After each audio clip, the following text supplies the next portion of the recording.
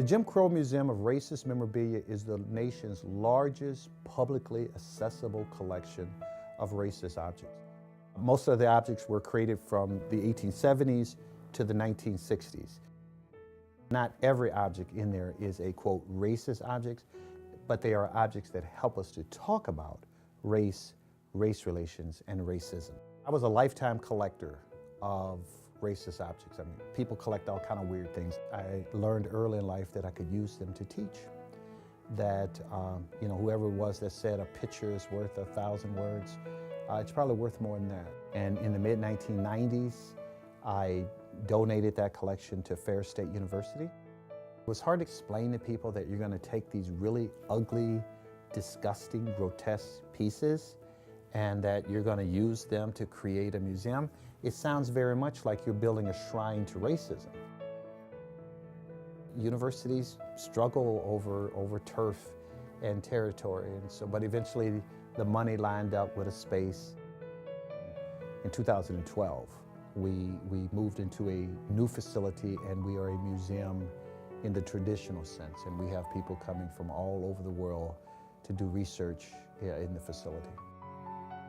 People ask me sometimes, why is the Jim Crow Museum at Ferris State University in Big Rapids, Michigan? Why isn't it in DC or Atlanta or San Francisco? It is here because it was possible here. And it was possible here in large part because our founder was so far ahead of his generation in terms of racial justice that he helped create a place where a Jim Crow Museum is possible.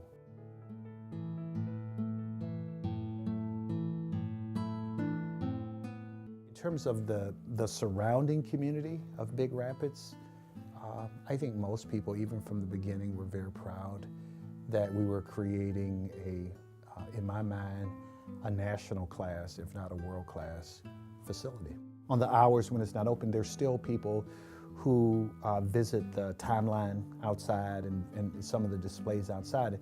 I rarely go over there and there's not someone from the city who's there. I think it is done in such a way that the so-called elite schools appreciate what we're doing. And quite frankly, I enjoy working with them. We've had high school classes, we've had projects with classes, we've had tours, of course. So we work well with the local ISD. The one that had the most impact was the life-size model of the Klan members, because they're still here.